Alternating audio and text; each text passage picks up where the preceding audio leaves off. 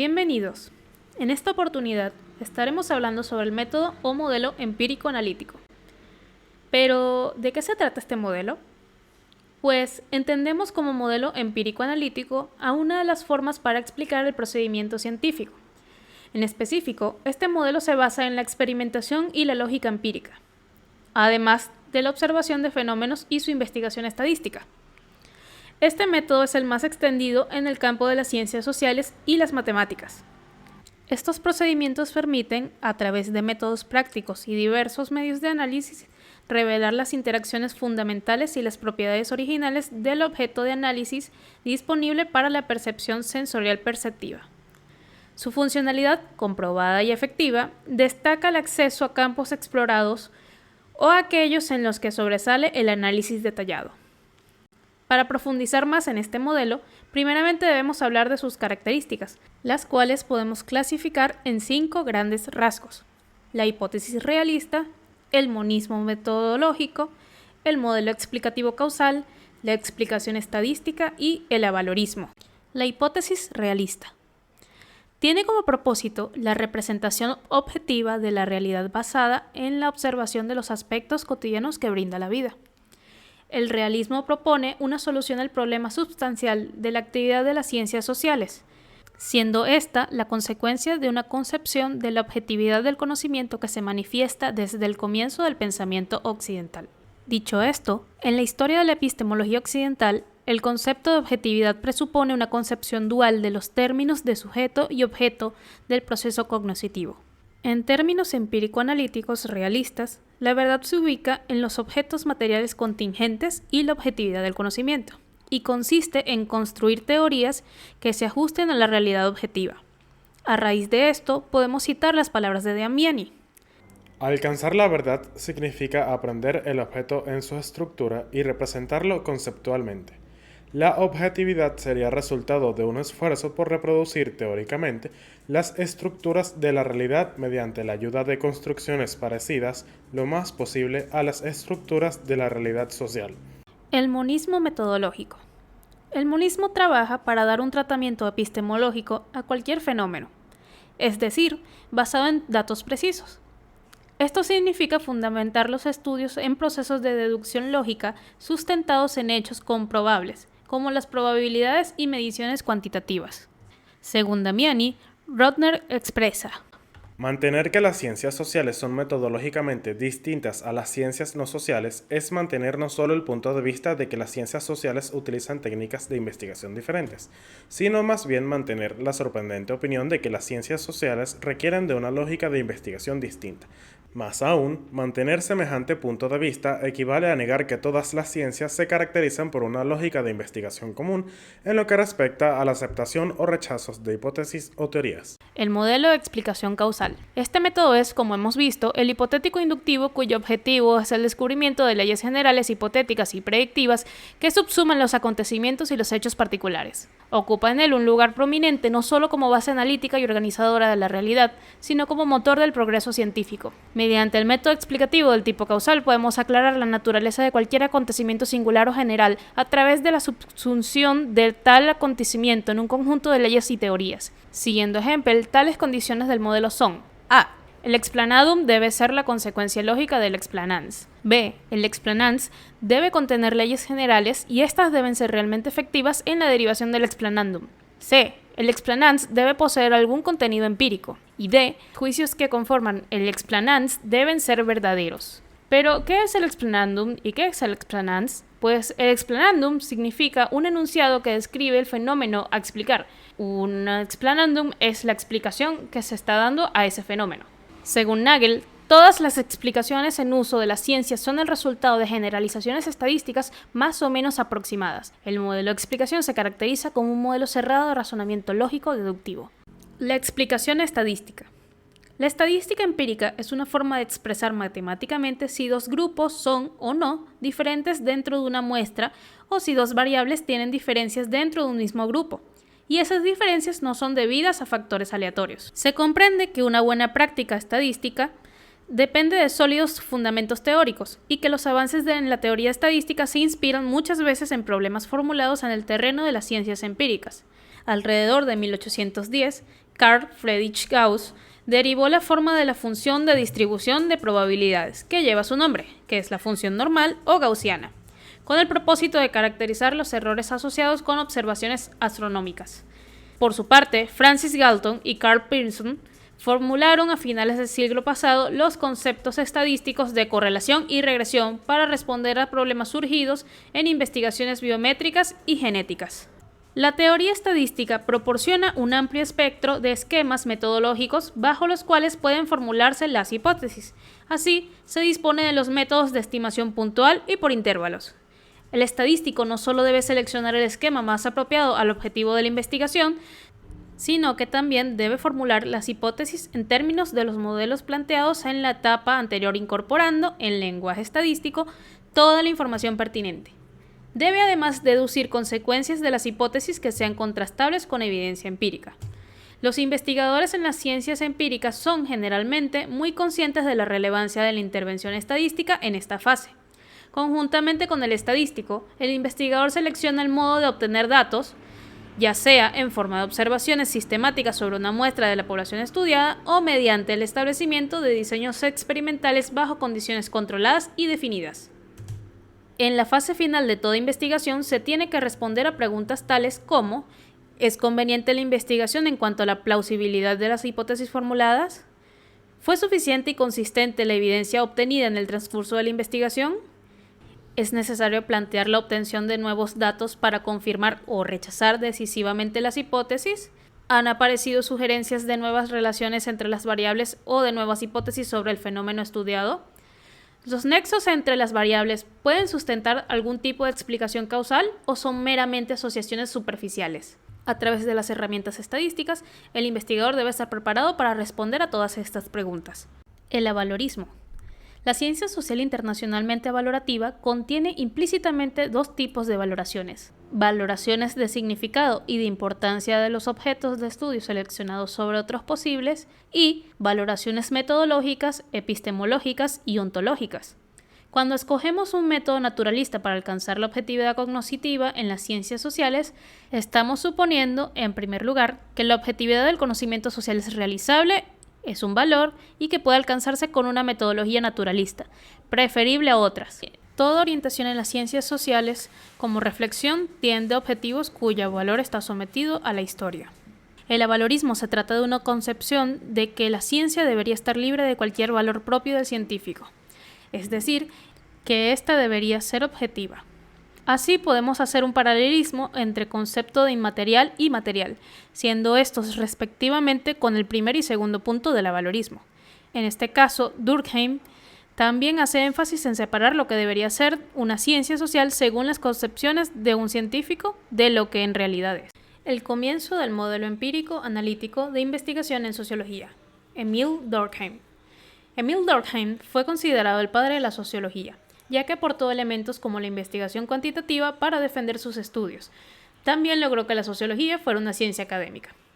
A partir de Durkheim, la sociología comienza un proceso de definición de un corpus disciplinario autónomo, que va estableciendo específicos ámbitos de interés. También individualiza el objetivo de estudio y fija normas en su proceder. Para entender mejor esto, se trabajará los siguientes puntos: el realismo en la teoría de la sociedad de Emile Durkheim, el monismo metodológico, el modelo de explicación causal y el método de las variaciones concomitantes. Y por último, la fundamentación durkheimiana del avalorismo en sociología. El realismo en la teoría de la sociedad de Emile Durkheim. Durkheim creía que la sociedad ejercía una poderosa fuerza sobre los individuos.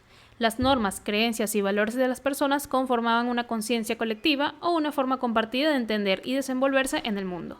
La conciencia colectiva une a los individuos y crea una integración social. También definió los hechos sociales como cosas externas y coercitivas del individuo. Estos se crean a partir de fuerzas colectivas y no derivan del individuo. Si bien puede parecer que no son observables, los hechos sociales son cosas y deben ser estudiados empíricamente y no filosóficamente. Por otra parte, el sociólogo considera a la solidaridad social todo aquello que mantiene unida a la sociedad. Durkheim habla de dos modelos diferentes de solidaridad social: la solidaridad mecánica y la solidaridad orgánica. La solidaridad mecánica está compuesta por personas que se diferencian poco entre sí, con una enorme cohesión social, además de tener valores, creencias y rituales compartidos. Este tipo de solidaridad es propia de sociedades preindustriales. Por su parte, la solidaridad orgánica está compuesta por individuos diferentes entre sí. La cohesión social se produce por una alta división de trabajo. Este tipo de solidaridad se encuentra presente en sociedades industrializadas. El monismo metodológico de Emil Durkheim. El método científico propuesto por Durkheim se inspira en el modelo de las ciencias naturales, que por entonces estaban experimentando notables avances. Así, Juan Carlos Pontantiero y Emilio Di Pola juzgan la obra de Durkheim como un intento de fundamentar el nuevo orden social surgido de la revolución industrial y del desarrollo del capitalismo a través de dos dimensiones, cognoscitiva y ética. En lo cognoscitivo, fundamentarlo implicaba hallar sus leyes y regularidades, y diferenciarse de las ingenuas teorías del contrato que pretendían dar cuenta del origen de lo social de manera anticientífica. En lo ético, fundamentar el orden social significaba presentarlo como legítimo, moralmente valioso y positivo. Desde esta óptica se establece un vínculo entre el positivismo de Durkheim y su posición ideológica política conservadora, modelo de explicación causal y el método de las variaciones concomitantes. El método comparativo o experimentación indirecta supone el análisis de las acciones de los agentes históricos involucrados o de las características estructurales de los fenómenos estudiados. En relación con cuáles unidades son comparables, ellas solo lo son si poseen a la vez elementos en común y aspectos diferentes. La complejidad de la vida social supone que causas diversas se combinan de varias maneras para producir fenómenos diversos o similares. Se buscan identificar y descubrir por medio del método comparativo para explicar la ocurrencia o no de un fenómeno. Se comparan los aspectos diferentes y similares de las unidades seleccionadas y de esta forma las ciencias sociales sortean las dificultades a las que se enfrentan para realizar experimentos. La causalidad de cualquier fenómeno de la vida social es, por tanto, múltiple y coyuntural. Esta comparación de situaciones permite evitar caer en falsos particularismos ni en falsos universalismos, aunque Durkheim prefiere el método de las variaciones concomitantes por su mayor fuerza de demostración. Los fenómenos sociales son más complejos, por lo que no es posible anular el efecto de todas las causas menos una, siendo difícil usar el método de concordancia y de diferencia. Estos métodos suponen que los casos comparados concuerdan un solo punto o difieren en uno solo. Método de variaciones concomitantes, por el que se varió conjunto de dos fenómenos, indica que existe entre ellos una relación causal directa o media por tercer fenómeno y añade modificaciones y enriquecimientos, cuya utilidad va en el control de la veracidad de ciertas regularidades o generalizaciones amplias previamente formuladas en relación con organizaciones a gran escala. Para demostrarse esto, se dice: el simple paralelismo de valores se manifiesta en dos fenómenos, se lo haya definido en número suficiente de casos variados y es prueba entre ellos una relación. Dicho privilegio configura la relación causal. No limita a mostrar dos hechos que acompañan y excluyan, de modo que nada demuestra directamente que estén unidos por vínculo interno, de modo que la presencia de A va acompañado de la presencia de B y en qué condiciones. Así lo muestran participando uno del otro y continúan demostrando que no son extraños entre sí. La concomitancia constante es una ley por sí misma, independiente a los fenómenos excluidos de comparación. Contribución de Durkheim a los modelos causales. 1. La distinción entre variables dependientes que representan el fenómeno que hay que explicar, variables independientes como factores explicativos y variables intervinientes, modifican la relación entre los dos primeros tipos de variables. 2. Haber evidenciado cómo en el estudio de la correlación entre dos series de fenómenos se pueden hallar relaciones espurias, que son vínculos aparentes por efecto del puro caso o por otros factores. La fundamentación durkheimiana del valorismo en sociología. El objetivo esencial de Durkheim era establecer las reglas de una sociología científica capaz de establecer certezas objetivas. La sociología debe independizarse de los valores, logrando reivindicar para sí la característica de ciencia. En las reglas del método sociológico, Durkheim señala que a través de su modelo de investigación es posible separar metodológicamente el momento del corazón de los sentimientos, de la acción del momento estrictamente descriptiva y explicativa que define a la ciencia. En el método científico poseen una matriz legal, estructural que las constituyen, poseen un orden real y reconocen como reconocer a un problema. Durkheim dice que la sociología no tiene un color político y que se utilizan solamente conceptos científicos. Los juicios de valor suponen ideales que falsean la realidad. Ellos son particulares de cada humano y son de origen colectivo. El objetivo de la sociología es el conocimiento y lo que es el conocimiento en sí. Apunta exclusivamente de un estudio lógico y abstenerse a usar derivaciones. El desarrollo del modelo empírico-analítico de la contemporaneidad. Wilhelm Dilthey, filósofo alemán, dividió las ciencias empíricas en ciencias de la naturaleza y ciencias del espíritu, y afirmaba que cada una de estas ciencias depende de un tipo de racionalidad. El fundamento de la ciencia de la naturaleza es la razón instrumental, mientras que el fundamento de las ciencias del espíritu es la razón histórica. Esta distinción fue recogida por los miembros de la Escuela de Frankfurt para afirmar que el método de conocimiento y por tanto las vías para llegar a la verdad son distintos en ambos tipos de ciencia. En el caso de las universidades venezolanas, según Damiani, se prefiere cultivar en la enseñanza de la investigación científica un modelo metodológico que llamaremos analítico-explicativo o empírico-analítico, que encuentra su más reciente formulación conceptual en los textos de Mario Bunge, quien nos ofrece las bases teóricas idóneamente sistematizadas del modelo y exhibe el conjunto de las operaciones que lo caracterizan. 1. El descubrimiento del problema o laguna en un conjunto de conocimientos. 2. Planteo preciso del problema, en lo posible en términos matemáticos, aunque no necesariamente cuantitativos. 3. Búsqueda de conocimientos o instrumentos relevantes al problema. 4. Tentativas de solución del problema con ayuda de los medios identificados. 5. Invención de nuevas ideas, hipótesis, teorías o técnicas, o producción de nuevos datos empíricos que prometen resolver el problema. 6. Obtención de una solución exacta o aproximada del problema con ayuda del instrumental conceptual o empírico disponible. 7. Investigación de las consecuencias de la solución obtenida. Si se trata de una teoría, búsqueda de predicciones que puedan hacerse con su ayuda. Si se trata de nuevos datos, examen de las consecuencias que puedan tener para las teorías relevantes. 8. Puesta a prueba o contrastación de la solución. 9. Corrección de las hipótesis, teorías, procedimientos o datos empleados en la obtención de la solución incorrecta. Los fundamentos contemporáneos del modelo empírico analítico. El positivismo lógico. Sus objetivos eran seguir a Ernst Mach y su filosofía, dando a la ciencia bases positivas y demostrar la insignificancia de la metafísica con el análisis lógico del lenguaje y la ciencia empírica. Como medio de solución para seguir estos objetivos, se implementó un sistema unitario de todas las ciencias, lo que era aplicar nociones científicas empíricas. Y así diversas ciencias debían usar el método del análisis lógico y tener bases empíricas. Primera fase del positivismo lógico. En una primera etapa, la epistemología del positivismo lógico planteó ciertas hipótesis como, de entrada, el principio de la dualidad de los valores de verdad o la dicotomía integración-síntesis como soporte de su teoría de la verificación. Por lo tanto, existe la necesidad de un criterio de verdad material sobre la base de una hipótesis realista como Schlick, donde la verdad material es la verdad de proposiciones compuestas de este tipo que se refieren a hechos que coinciden con los hechos y describen inmediatamente observados. Por lo tanto, existe la necesidad de un criterio de verdad material sobre la base de una hipótesis realista, donde la verdad material es la verdad de proposiciones compuestas de este tipo que se refieren a hechos que coinciden con los hechos y describen inmediatamente observados eventos. Segunda fase del positivismo lógico. La primera versión de la concepción de la herencia identifica la primera etapa del positivismo lógico fundado en la posición del empirismo tradicional, en los criterios de significación empírica, establecidos y constituidos por un hipotético lenguaje observacional neutral que, como hemos visto, busca reducir los conceptos de datos directos de la experiencia sensorial básica. De acuerdo con esto, la significación cognitiva de un enunciado es tal solo si el enunciado es 1. Analítico o autocontradictorio, o 2. Puede ser probado experimentalmente.